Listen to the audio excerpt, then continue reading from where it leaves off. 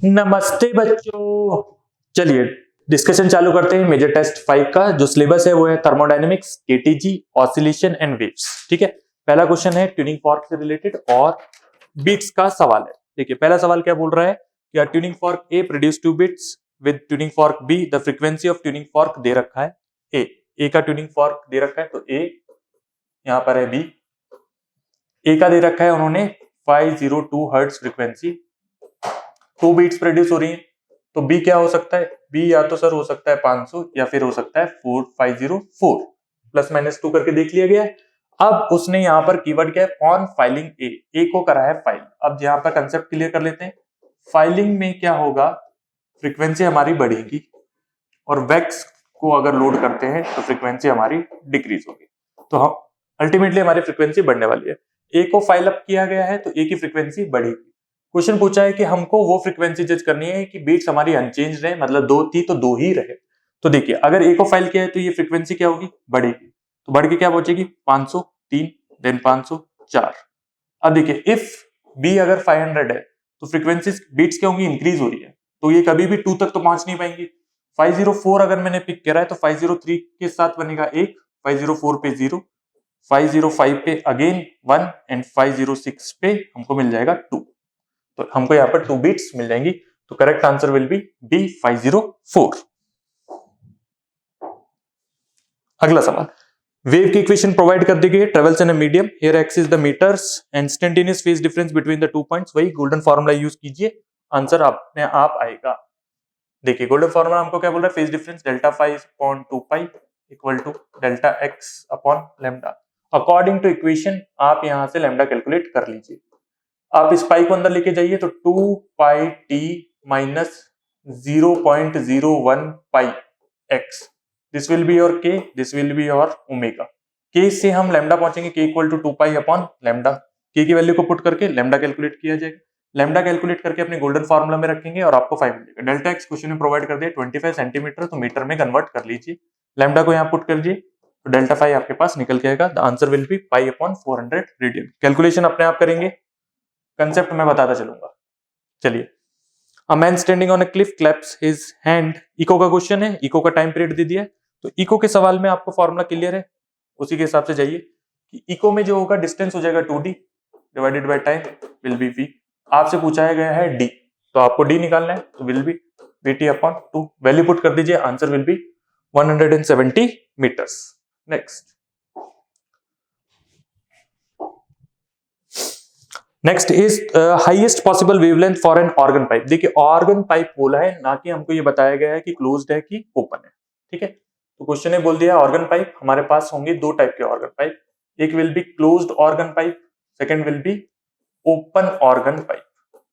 यहां पर अगर हम फंडामेंटल की बात करते हैं तो v अपॉन 4l आ जाएगा, यहाँ पर v अपॉन 2l आ जाएगा। इधर से हम कैलकुलेट कर ही जाएंगे तो हमारे पास 2l और 4l आंसर आएगा। मैक्सिमम पूछा है उसने, following highest possible frequency that will be 4l. Next will be thermodynamic process दे रखा है, while moving from A to B the temperature of the system is। देखिए अगर आप इसको एनसीईआरटी के अंदर सर्च करेंगे तो आपको मिल जाएगा और यहाँ पर कुछ इस टाइप से बात होगी, T3, T2, T1, T3 is greater than T2 greater than T1। तो यहाँ पर टेम्परेचर क्या होगा, first increase then decrease. Next will be 2 moles of monatomic gas mixed with 3 moles of diatomic gas, the molar heat capacity at the constant volume। Check करना है conditions को, constant volume provide कर रखी है, 2 moles दे रखे हैं monatomic gas से, mixed with करा है 3 मोल्स ऑफ डायटोमिक गैस। तो आपको यहाँ पर सीपीसीवी याद रहना होगा, मोनोटोमिक के लिए क्या होगा, डायटोमिक के लिए क्या होगा। वैल्यूज को पुट करेंगे तो फॉर्मूला यूज क्या करना है हमको, यहाँ पर N1CV1 plus N2CV2 upon N1 plus N2। सारी वैल्यूज प्रोवाइड कर रखी है according to monoatomic, diatomic, C1V1 की वैल्यू, C2V2 की वैल्यू पुट करो और आंसर को कैलकुलेट करो, that will B 21 R upon 10। Next the RMS speed, again formula based question है, Vrms क्या हो जाएगा, √3RT/m।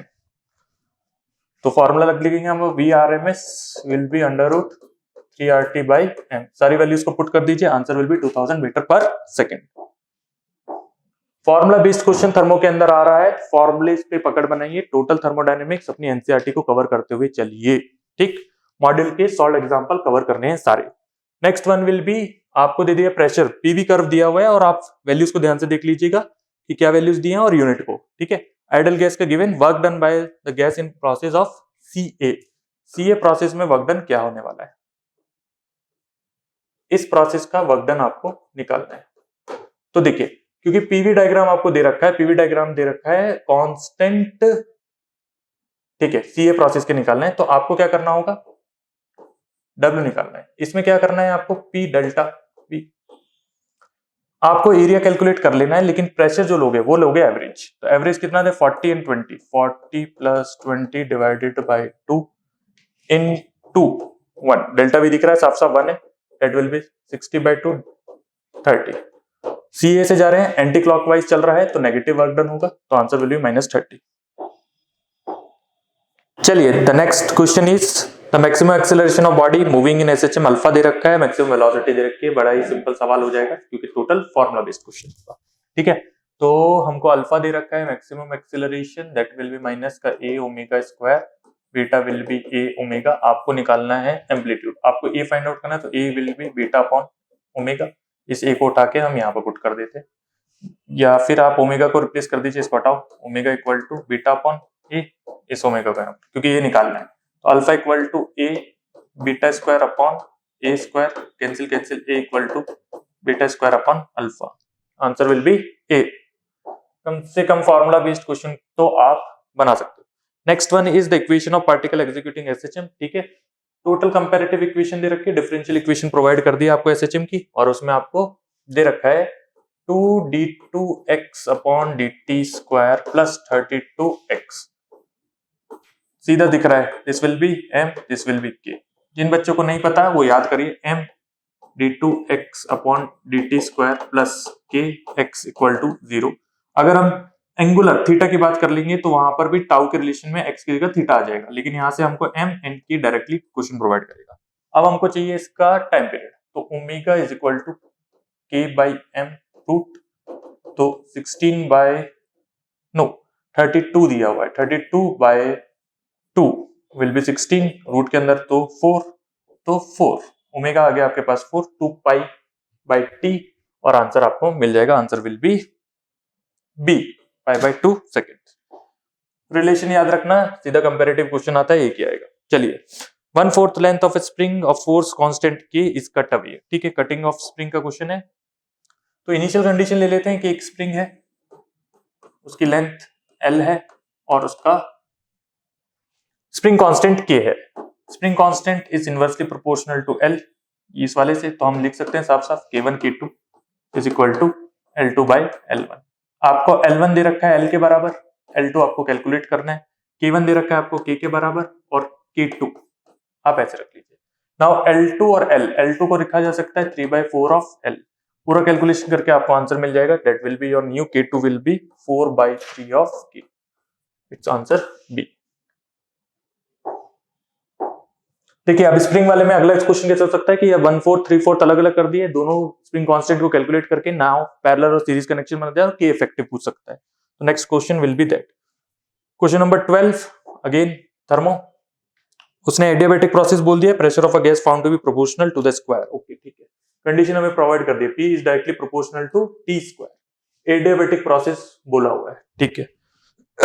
Square absolute temperature ratio of P upon CV, एक तरीके से गामा निकालने की बात है, तो आपको पता होना चाहिए ये चीज कि T की पावर गामा अपॉन PV की power gamma -1 should be equal to constant.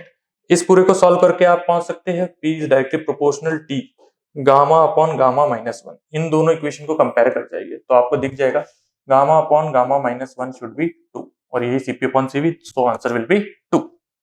इस स्टेटमेंट्स के या इस रिलेशन का और भी क्वेश्चन फॉर्मेशन में आएगा एडियाबैटिक प्रोसेस का, ठीक है। तो बहुत जल्दी जल्दी हमारे पास 2 सेक्शन कंप्लीट हो गए हैं। Now question number 13, question number 13 again kinetic energy at the mean position and potential energy at the displacement area, total formula based question है। आपको kinetic energy and potential energy के फार्मूले पता होने चाहिए कि आप sorry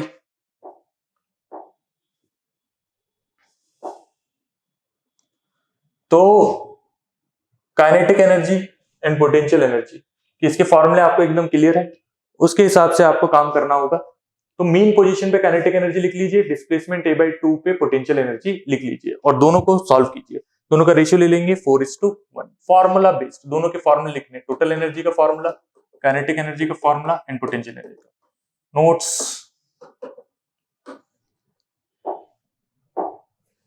formula based question. Now a body of mass दे रखा है executing SHM about x = 0 under the influence of a force. ठीक है, fx कर्व क्वेश्चन ने प्रोवाइड करा है और आपसे पूछना चाह रहा है वो time period of SHM.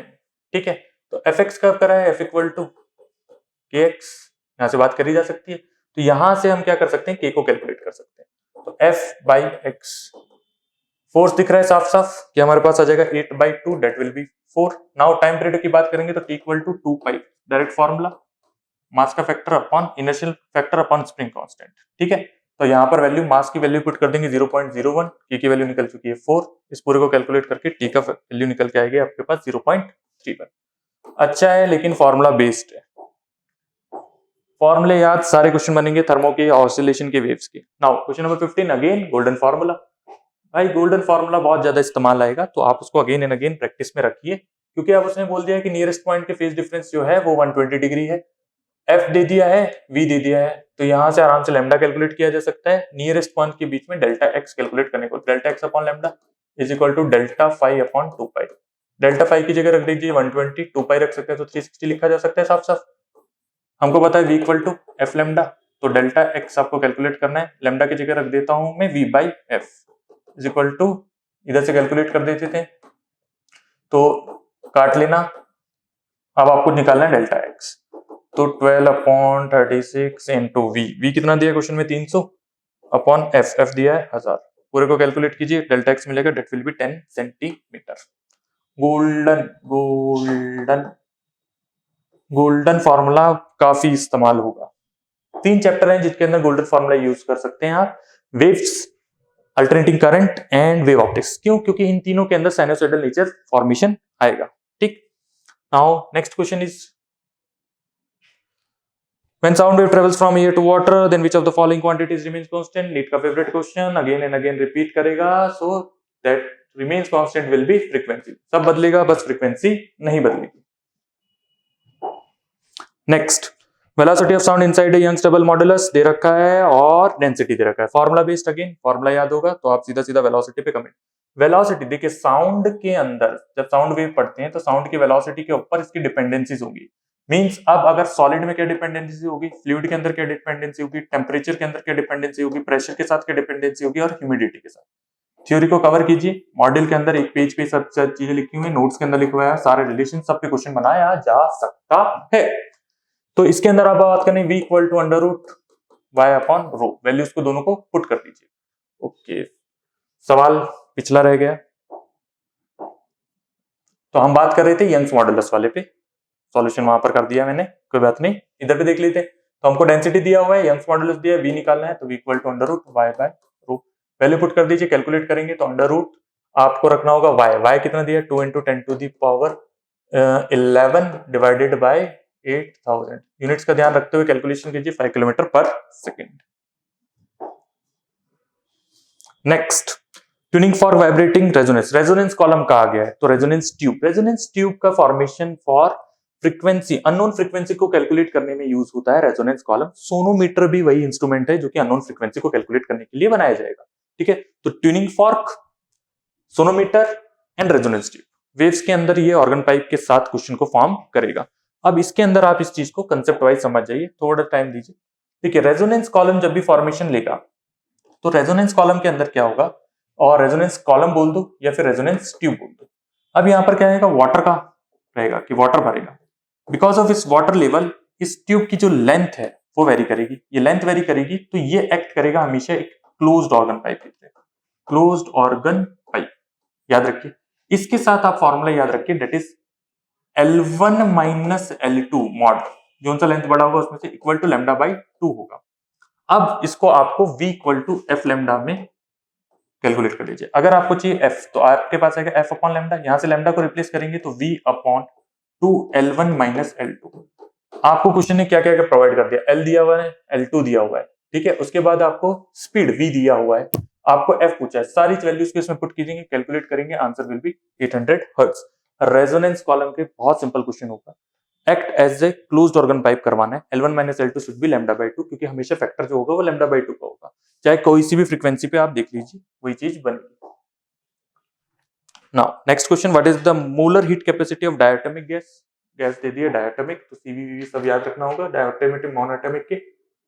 In the process where the pressure changes with volume P equal to k v, P equal to k v condition दे दी है। अब इसके साथ आपको इससे पूछा गया है C, तो C equal to CV plus R upon 1 minus N, N के माइनस ये रख देंगे 5R/2 plus R upon N minus of -1 will be 2, calculate करेंगे तो 7R/2। So answer will B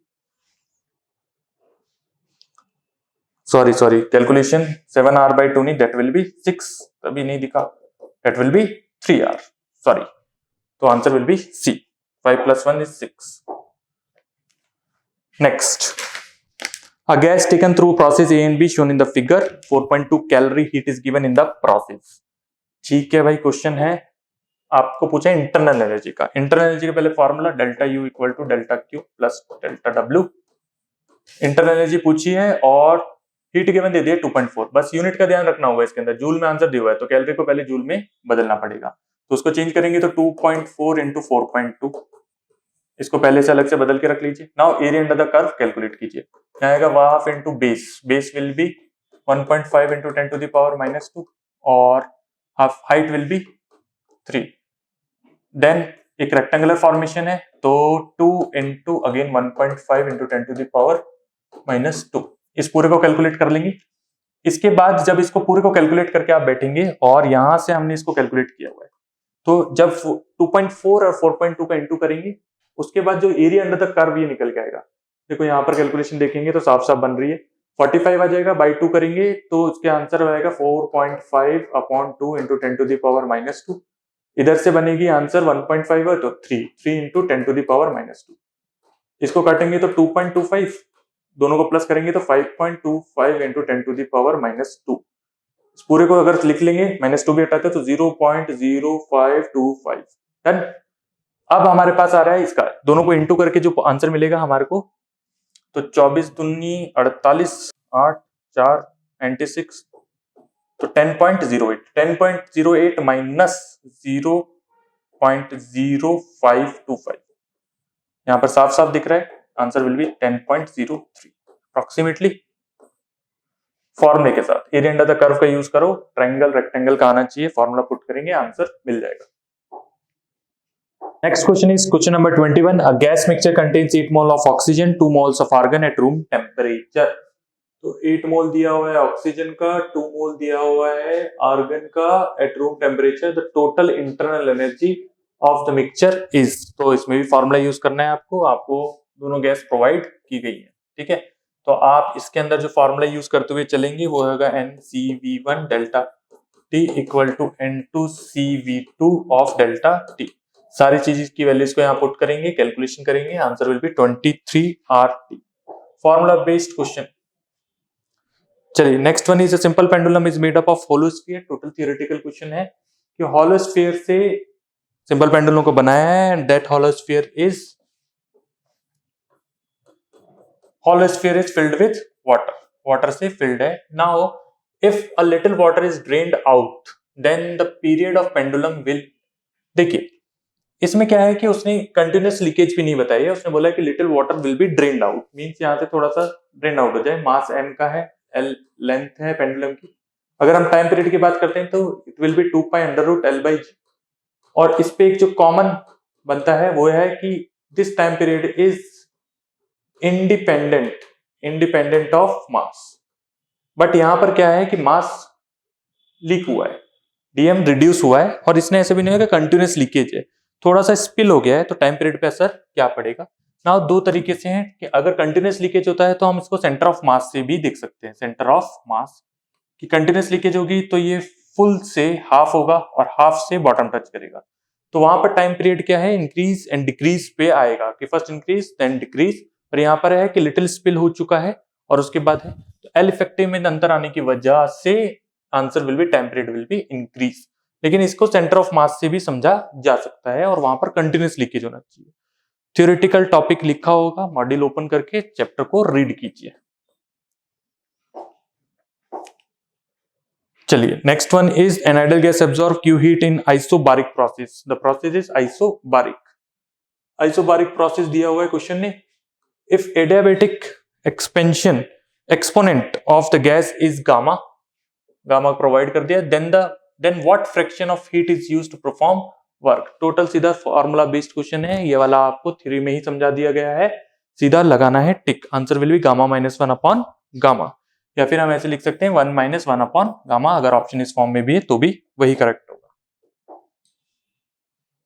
next one is velocity of particle SHM lags its acceleration by phase pi. सीधा theoretical question, क्योंकि इसके results आपको याद करने होते हैं। देखिए कि एसएचएम में एक्स डिस्प्लेसमेंट और वी में फेज डिफरेंस जो होगा वो पाई बाय 2 का होगा।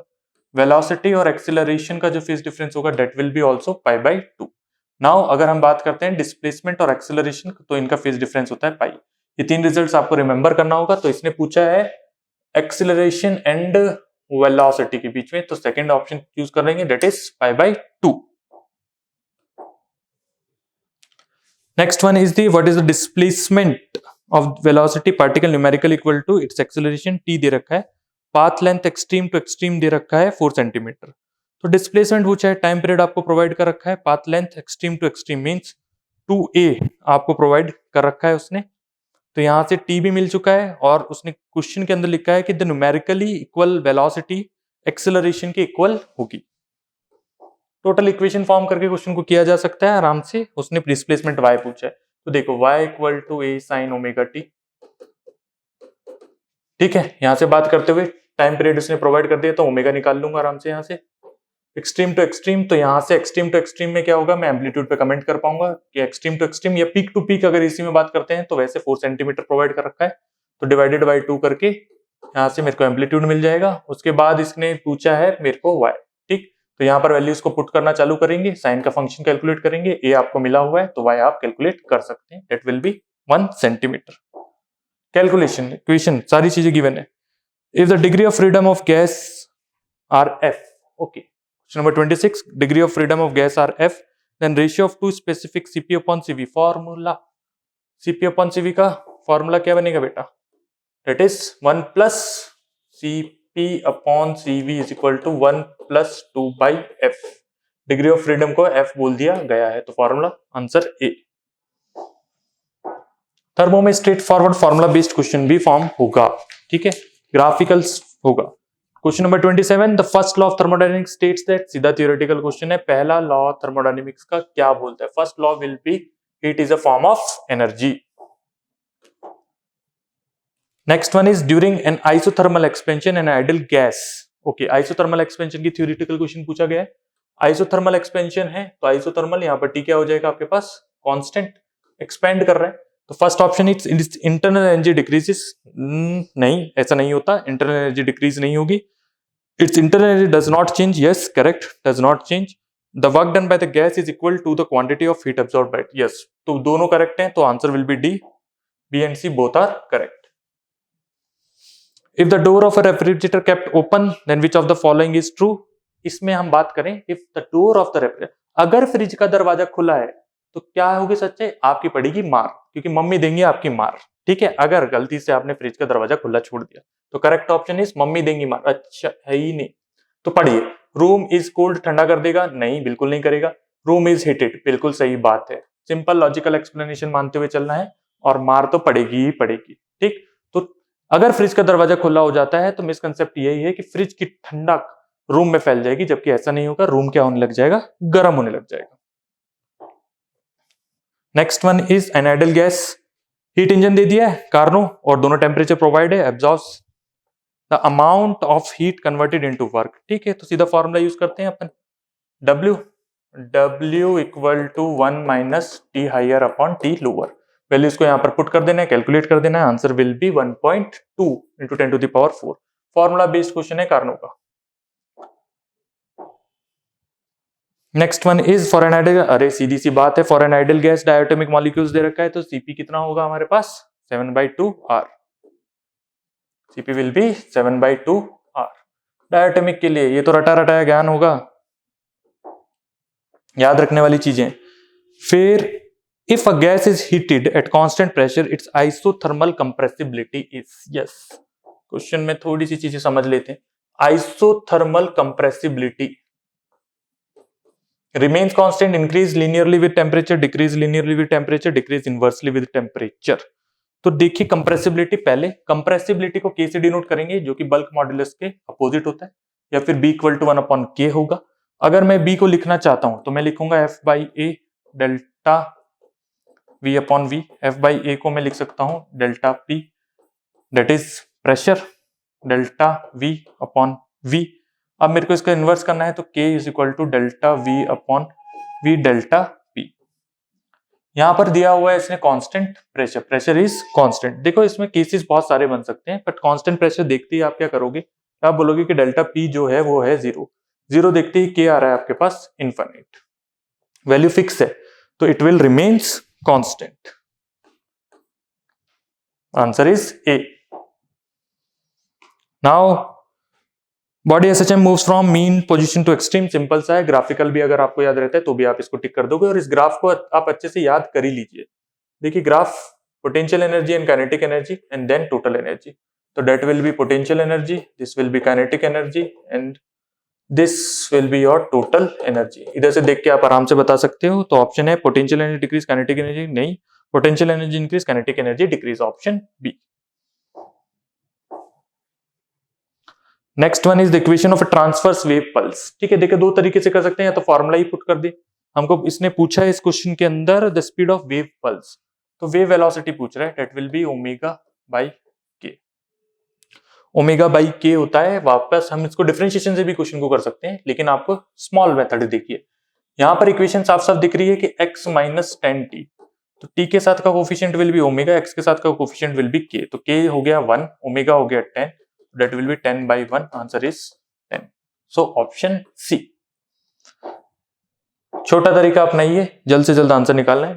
Graphical question, the figure shows snapshot of a wave travelling along a string, positive X axis, various points have been distributed, select the correct option निकालना है आपको।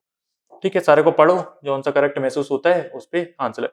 Point C and D are moving in opposite direction, point C and point D nopes they are moving in same direction, तो गलत। Acceleration of points B and E are 0, E और E नहीं, 0 बिल्कुल भी नहीं हो सकते। Velocity of point C is 0, velocity of point C is 0 नहीं। Point A and C are moving in opposite direction, yes correct, क्योंकि यहाँ पर डायरेक्शन चेंज हो रही है, ये डायरेक्शन अलग और ये डायरेक्शन अलग, तो point A and C are moving in opposite direction। Two sound waves of wavelength λ1 and λ2 produce n beats the speed. अरे क्योंकि देखिए बीट्स का फॉर्मूला जो होगा या बीट्स की थ्योरी हमें बोलती है कि नंबर ऑफ बीट्स या beat frequency will be f1 minus f2 with a mod sign. अब आपको इसको रिप्लेस कर देना है λ1 से। देखिए उसने यहाँ पर कंडीशन भी दे दी है कि λ2 जो है वो ज्यादा है λ1 से, तो 1/λ1 will be greater than -1/λ2। Values को पुट करके कैलकुलेशन चालू करो, आपको आंसर मिल जाएगा। सिंपल फॉर्मेशन है। और स्पीड ऑफ साउंड में तो अगेन यहाँ से आपको रिलेशन मिल जाएगा और v इक्वल टू f λ, इससे आपको स्पीड का। So 36 answer will be C. Okay. Next one is a Doppler effect question. अब उसने बोला है, ठीक है, 37 क्वेश्चन जो है वो इको के रिलेटेड क्वेश्चन हो सकता है, कि जैसा हमारे पास क्वेश्चन ऐसे होते हैं कि एक गाड़ी है, उसके ऊपर एक सायरन लगा हुआ है, अब जो लिसनर है उसके अंदर बैठा हुआ है, सायरन की आवाज की जो फ्रीक्वेंसी शिफ्ट हो रही है वो कैसे हो रही है। तो इसको आराम से, क्योंकि इको बेस्ड क्वेश्चन है, इको का क्वेश्चन बन रहा है, तो दो केसेस फॉर्म कर लेते हैं। केस वन में क्या है, यहां पर मेरा सोर्स है और यहां पर वो वॉल है, यहां पर मेरा लिसनर है। डन। अब क्या है कि यहां से हमारे पास वेव जा रही है और वो वेव रिफ्लेक्ट होके वापस आ रही है, और ये वॉल मूविंग है विद द वेव वेलोसिटी, तो रिफ्लेक्टेड वेव हो रही है। तो के में क्या बोल दीजिए कि वॉल एज एन ऑब्जर्वर ले लो, वॉल को एज एन ऑब्जर्वर कंसिडर कर जाओ। तो क्या हो रहा है कि अब इस पे साउंड वेव क्या कर रही है, इसके पास अप्रोच कर रही है, तो मैं f1 कैलकुलेट कर लेता हूं, दैट इज f0 ओरिजिनल जो होगा अपॉन वेलोसिटी ऑफ साउंड को इसने बोल दिया है c से रिप्रेजेंट कर दिया है, तो c। नाउ वॉल की तरफ बढ़ रहा है, तो ऑब्जर्वर क्या है हमारे पास स्टेशनरी हो जा रहा है, उसके पास आ रहा है, तो अप्रोच, तो वैल्यू फ्रीक्वेंसी बढ़ जाएगी, plus v upon C, that will be your equation number 1। ठीक है, ऑब्जर्वर को स्टेशनरी मानते हुए केस को रोको, ये चलता हुआ दिखेगा, रिलेटिव लगा दिया। नाउ केस टू कंसिडर कर लीजिए। केस 2 में अब क्या है, वॉल जो है वो सोर्स बन जाएगी, तो वॉल एज अ सोर्स, क्योंकि अब रिफ्लेक्शन हो रहा है, वॉल एज अ सोर्स काम कर रही है।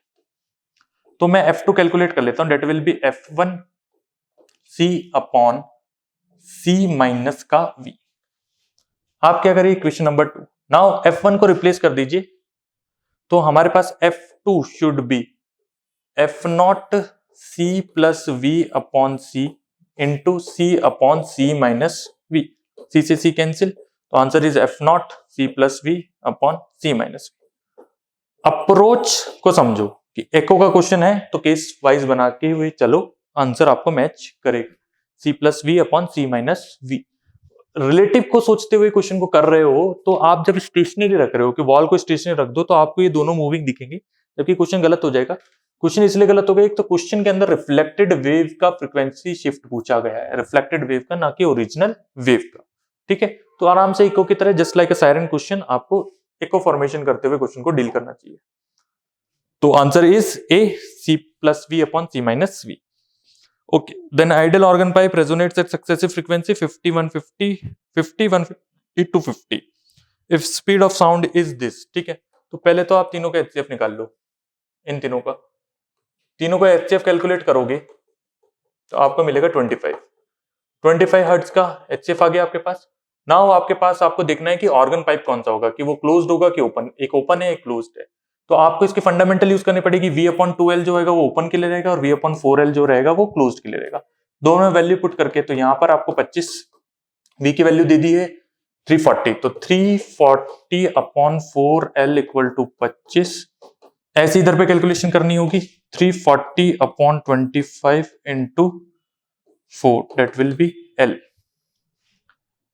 ठीक है, 25 L निकाल के इधर से भी कैलकुलेशन बैठाएंगे, तो अपने पास आएगा 340 upon 2 into 25 equal to L। ठीक, दोनों L को कैलकुलेट करके जो फंडामेंटल मैच करेगा वो क्लोज्ड ऑर्गन पाइप से मैच करना चाहिए आपके पास फंडामेंटल, और फिर जब कैलकुलेशन करेंगे तो answer will B D, that is 1.7। Calculation करके देखिए क्या मिलेगा। ठीक है, तो answer will B D। The fundamental frequency of open organ pipe is equal to fifth harmonic। Okay, सीधा रिलेशन बेस्ड क्वेश्चन है आपके पास, आपको रिलेशन बनाना है। The fundamental frequency of open organ pipe, तो V upon 2L is equal to fifth harmonic बोल दिया, तो fifth harmonic will be 5V upon 4L।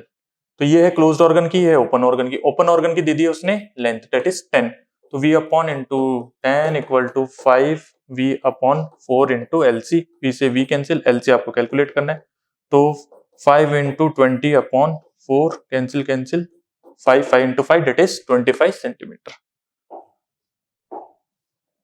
Simple question है, सीधा। Now question number 40, Doppler effect of sound depends on, simple सा definition. Doppler की definition क्या बोल रही है, the relative velocity between source and listener. Definition question. चलिए, तो 40 क्वेश्चन यहां समाप्त हो गए आपके पास। अब आगे बढ़ते हैं। The sound level of a point increased by 30 dB। DB का क्वेश्चन पूछ लिया है, दैट इज डेसिबल, तो 30 dB आपके पास है कि sounds in dB is equal to formula is 10 log base 10 I by I0। ठीक है, अब आपको यहां पर दे दिया कि dB इज 30, तो देखिए कैंसिल, यहां से कौन है वो, कौन है, कहां से वो आया, अब लगाओ बाहुबली, तो 10 की पावर यहां से बचेगा 3 is equal to that will be the fraction I upon I0। तो आंसर इज 1000। ग्राफ पिक करना है, कौन सा सही, विच ऑफ द फॉलोइंग। तो स्पीड ऑफ साउंड और टेम्परेचर, तो रिलेशन आपको पता होना चाहिए स्पीड ऑफ साउंड और टेम्परेचर का। सबसे पहले equation, every graph needs equation. Velocity is inversely directly proportional to root of T, तो v square is directly proportional to temperature. इस ग्राफ को ढूंढिए, स्क्वायर यहां दिख रहा है, टेम्परेचर यहां दिख रहा है, दोनों का graph linear, option is correct. Next one is the equation of wave दे रखा है, where x and y metre and seconds, the ratio of maximum particle velocity to wave. अरे फॉर्मूला बेटा, फॉर्मूला लिखेंगे तो मैक्सिमम पार्टिकल वेलोसिटी जो होगा वो आपका ए ओमेगा होगा, वेव वेलोसिटी जो होगा वी डब्ल्यू is equal to omega by k, दोनों का रेशियो ले लीजिए, आंसर मिल जाएगा, तो answer will B 50। Now the speed of sound in air at NTP normal temperature pressure is 332 if the density of hydrogen is 1/6। Density और speed of sound के बीच का रिलेशन याद कर लीजिए, velocity is inversely proportional to 1 upon rho, दोनों को put कर दीजिए, तो अगर हम लिखते हैं तो v1 v2 upon equal to under root of रो2 बाई रो1, इक्वेशन को यूज कीजिए, आंसर लाइए। So the answer will be 1328 metre per second. Calculation करना है अपने हिसाब से, वैल्यूज पुट करते चलिए उसमें। If the source and detector both are moving in same direction with same speed, तो रिलेटिवली जीरो स्पीड से मूव कर रहे हैं, देन अपरेंट शिफ्ट कितना होगा, इक्वल टू एक्चुअल फ्रीक्वेंसी, तो आंसर इज सी। डॉपलर के सीधे सीधे देखो, एक क्वेश्चन में डेफिनेशन पूछ ली, एक क्वेश्चन में उसी डेफिनेशन का यूज पूछ लिया गया। चलिए अब पूछा है टू फॉर्क्स हैं A and B when sounded together to produce two beats. ठीक है, दो फॉर्क हैं, दो ट्यूनिंग फॉर्क हैं, दोनों को अपन ने अगर चलाया तो two tuning forks, fork A tuning fork B produce कर रहा है दो बीट्स। ठीक है, then fork A is unison. Unison को एक बार समझिए, क्योंकि दो कंसेप्ट आपको यहां समझने होंगे, एक होगा यूनिसन और एक होगा ऑक्टेव। तो यूनिसन में frequency f1 equal to f2 होगी और यहां पर f1 equal to twice of f2 होगी। इस थ्योरी को याद रखिए। तो यूनिसन वर्ड यूज करके आपको एक कंडीशन प्रोवाइड कर देगा। ठीक है, उसके बाद बोला है उसने 30 centimetre length of a sonometer wire be in unison with 25 centimetre. अब आपको फ्रीक्वेंसी का relation with length is inversely proportional to L, इसको यूज करना है। तो मैं यहां से ऐसे लिख सकता हूं ना, F A L A should be equal to F B L B. बस इधर से आपको एक इक्वेशन यहां से मिलेगी, क्योंकि एल ए एल बी आपको सोनोमीटर वायर के दे रखे हैं। तो एफ ए एफ बी के बाद में एक रिलेशन, और फिर देखिए जिस वायर का लेंथ छोटा होगा उसकी फ्रीक्वेंसी ज्यादा होगी, क्योंकि इनवर्स प्रोपोर्शन है। तो सेकंड वाले, तो F B minus F A should be 2। मिल गई दो इक्वेशन, दो वेरिएबल साइमल्टेनियसली सॉल्व कीजिए, आपको आंसर मिलेगा। So answer is 10 and 12 hertz. Next question is question number 47। Question number 48 आ जाइए, क्वेश्चन नंबर 47 डिस्कस करते हैं थोड़ी देर से। क्वेश्चन नंबर 48 बोल रहा है the pressure of the tyre of A car is 4 times. Okay, pressure of a car is 4 times the atmospheric pressure at 300 K. If this tire suddenly bursts, the new temperature will be, gamma की value आपको दे दी गई है। तो ठीक है, तो आपको use करना होगा टी की पावर गामा अपॉन पीवी की power gamma minus 1 should be equal to constant. Gamma की वैल्यू आपको प्रोवाइड कर दी गई है।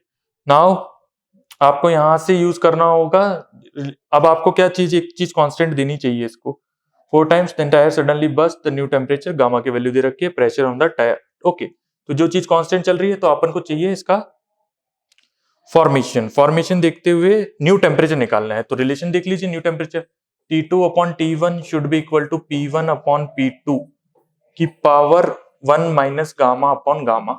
वैल्यूज को पुट कर दीजिए, P1 P2 रख के सॉल्व करना चालू करेंगे। अब आपको T1 दे रखा है 300, P1 P2 को यहां से निकाल के वैल्यूज को पुट करते हुए चलेंगे। तो 300 4 टाइम्स स्टार्टिंग में, कि 4 टाइम्स बढ़ चुका था तो 4, और इधर पर P1 अपॉन P2 स्टार्टिंग में P 4 times, pressure in the tyre of A car is 4 times the atmospheric pressure. Okay, 4 ऊपर आ जाएगा। नाउ वैल्यू कर देंगे अपन पुट, अपन को 1 माइनस गामा की वैल्यू ले रखी है 1.4, तो 1 माइनस, तो माइनस का 0.4 upon gamma is 1.4. So the answer is D.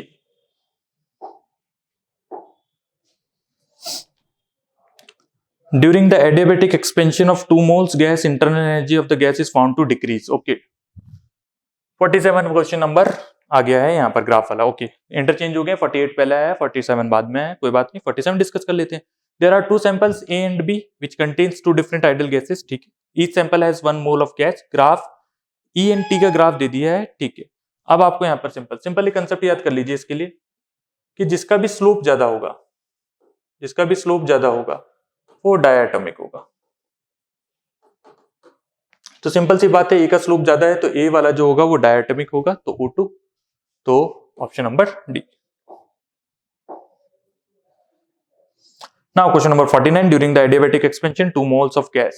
Okay, सबसे पहले क्वेश्चन ने क्लियर कर दिया है, एक्सपेंशन है adiabatic expansion 2 moles of gas, the internal energy of the gas found to be decrease है 2 joules, the work done during the process of gas will be, so adiabatic तो आपने को पता delta U equal to delta Q plus delta W, 0 delta U equal to delta W, 2 joule उसने बोल दिया है तो 2 joules will be W, क्योंकि डिक्रीज हो रहा है तो माइनस साइन, तो answer will be -2 joules।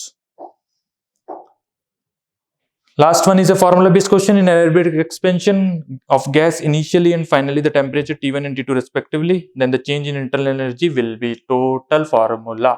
change in internal energy आपको याद रखना है, that will be R upon gamma -1 T1 minus T2, so option number B. तो यहां पर समाप्त हो गया हमारे पास डिस्कशन मेजर टेस्ट 5 का। अच्छे से डिस्कस कीजिए। अब देखिए जो टॉपिक्स निकल के आ रहे हैं, टोटल थर्मोडायनेमिक्स केटीजी, ये कवर थर्मल फेजेस कवर करना है आपको एनसीईआरटी से। एग्जांपल करिए, डायमेंशन फार्मूलाज याद कीजिए और फॉर्मूले पे पकड़ बनाइए। स्ट्रेट फॉरवर्ड स्टेटमेंट्स के आ रहे हैं, अगर वो थर्मोडायनेमिक्स फर्स्ट लॉ भी पूछ जा रहा है, ठीक है। फिर आ रहा है वेव्स एंड ऑसिलेशंस, तो उसके ऊपर आपके पास एसएचएम है, वेव्स है, Doppler and beats. Simple theory पढ़ाई गई है, उस चीज को कंसेप्ट बनाइए और लगाइए। अच्छे से एनालाइज करके अपनी गलतियां की गई हैं तो गलतियों को सुधारो, ताकि आप अगले टेस्ट में उस गलती को ना करें। तो ठीक है, अब मिलते हैं हम अगले डिस्कशन में। नमस्ते बच्चों, टाटा बाय बाय।